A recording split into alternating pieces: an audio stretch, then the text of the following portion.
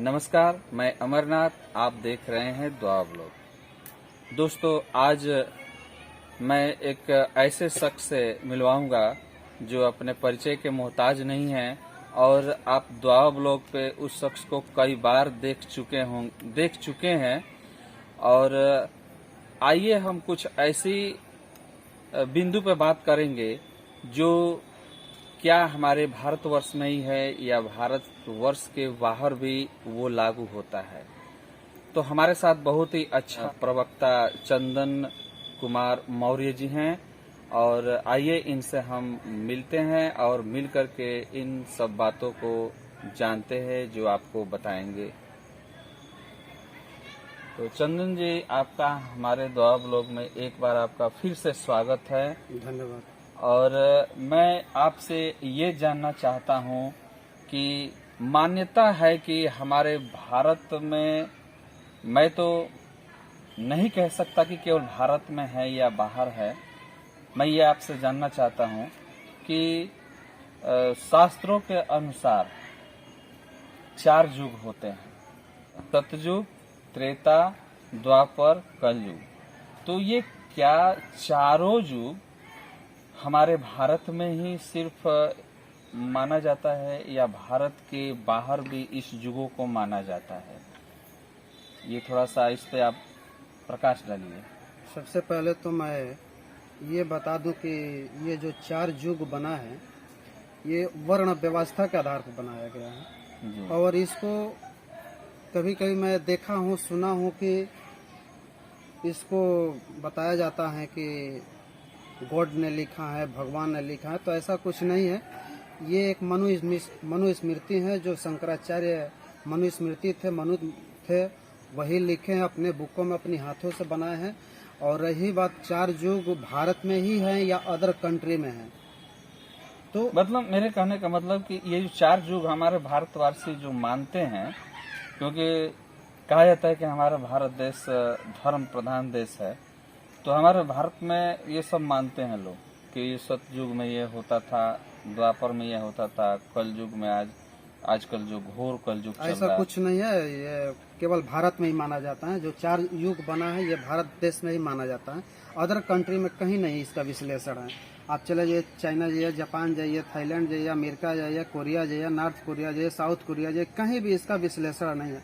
अगर गॉड ने लिखा होता तो चारों तरफ इसकी मान्यता होती जी होता। तो ऐसा कुछ नहीं है। हम यहीं पर मान्यताएं हैं 4 युगों का। 4 युगों ने मनुस्मृति में लिखा गया, मनु ने लिखे हैं, मनुवादी ने लिखे हैं, बाकी हम लोगों को शोषण करने के लिए इसको लिखा गया है। तो मैं इसका 4 युग का विश्लेषण अपने भाषा से कर रहा हूँ कि इसमें क्या होता था पहले। जी बताइए। जैसे कि आपने सतयुग का नाम रखे, तो उसमें सतयुग में ब्राह्मणों का केवल शिक्षा लेने का अधिकार था। जो गुरुकुल के नाम से जाना जाता था, उसमें ब्राह्मण के लड़के ही केवल शिक्षा लेते थे। गुरुकुल में, जैसे आजकल के हम लोग स्कूल बोलते हैं, विद्यालय बोलते हैं, वैसे पहले गुरुकुल हुआ करता था। तो उसमें केवल ब्राह्मण के लड़के ही विद्या लेने के आदी थे। अब क्या हो गया है कि द्वापर जब आया तो द्वापर में क्षत्रियों का लेने का शिक्षा अधिकार, द्वापर नहीं, त्रेता आया तो त्रेता में क्षत्रियों का अधिकार हुआ लेने के लिए। जैसे कि ये 4 युग बना है, चारों दिशाओं से बना गया है, 4 वर्ण व्यवस्था भी बनाया गया, तो उसी से बनाया गया ताकि हम इन लोगों को शोषण करने में हमें मजा रहेगा, अच्छा रहेगा। शोषण करते करते ये 4 युग बनाए। तो सतयुग आपको मैंने बता दिया कि ब्राह्मणों का लड़का के पढ़ने का अधिकार था।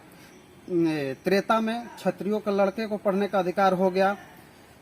द्वापर में अब क्या हुआ कि वैश्य के लड़के का पढ़ने का अधिकार हो गया। ये 4 युग बना। 4 युग में 4 वर्ण व्यवस्था बना था, ब्राह्मण, वैश्य, शूद्र, क्षत्रिय, मतलब 4 व्यवस्था बनी थी। तो ये चारों का इसमें यही विश्लेषण होता है कि सतयुग में ब्राह्मण के लड़के पढ़ेंगे, त्रेता में क्षत्रिय के लड़के पढ़ेंगे। पढ़ते मतलब आगे जैसे जैसे उन लोग विकसित हुआ, बढ़ोतरी होती गई और शिक्षा के माने में शिक्षा मिलते गया। रही अब तीसरा युग में वैश्य, जो ये वैश्य आप जाते हैं, वैश्य में उन लोगों की बनाई हुई व्यवस्था, चूंकि मैं मानता नहीं हूँ ऐसी व्यवस्थाएं को, लेकिन अगर बना दी गई है तो मानना पड़ रहा है। अभी वही चल रही हैं, इसी पर लड़ाइयाँ चल रही हैं, इसी पर शासन सब कुछ हासिल हो रही है। तो ये 3 युग हो गया। जब कलयुग आया, अभी कलयुग लोग कहते हैं कि कलयुग चल रहा है, कलयुग में घोर पाप हो रहा है, अत्याचार हो रहा है, तो ऐसा कुछ नहीं है। कलयुग में ही सबका अधिकार मिल रहा है, अच्छा खाने के लिए, अच्छा पढ़ने के लिए, अच्छा लिखने के लिए। और इसका श्रेय मैं बाबा साहेब भीमराव अम्बेडकर को दे रहा हूँ। अगर वो नहीं होता तो हम लोग अच्छे अच्छे कपड़ा नहीं पहनते। उसी ने कलयुग में कलम का अधिकार दिया, और कलम का अधिकार को उन लोगों ने कलयुग बनाया है।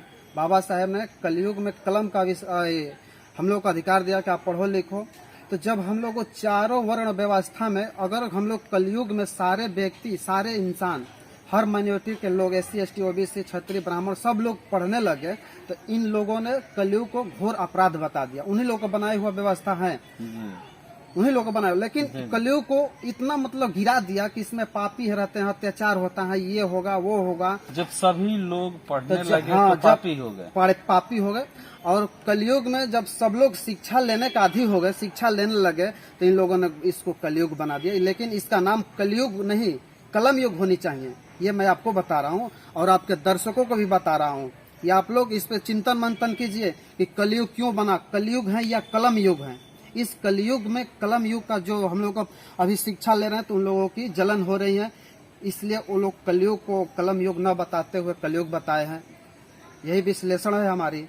जी, तो आपका कहने का मतलब ये है कि ये जो 4 युग बताया गया है, ये केवल हमारे भारतवर्ष में ही है। जी जी जी, मैं ये सब दावा के साथ कह सकता हूँ कि जो युग बनी है ये केवल भारतवर्ष के लिए ही, भारत देश के लिए ही बना है। अदर कहीं कंट्री में अगर मिलता है तो मैं आपकी गुलामी करने के लिए तैयार हूँ। चाहे या कोई भी दिखा दे कि अदर कंट्री में भी ये युग मानी जाती है, केवल भारतवर्ष के छोड़ के,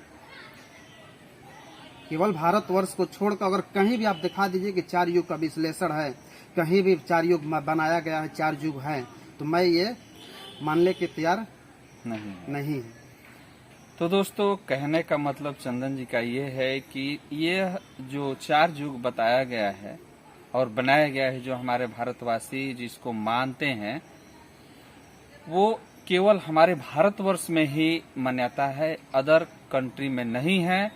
और क्या आपको पता था इससे पहले कि कलयुग को कलम युग कहा जाता था? अगर आप लोगों को इस बात का अगर पता होगा या इससे आगे कुछ और हो तो हमें अपने कमेंट के माध्यम से जरूर बताइएगा।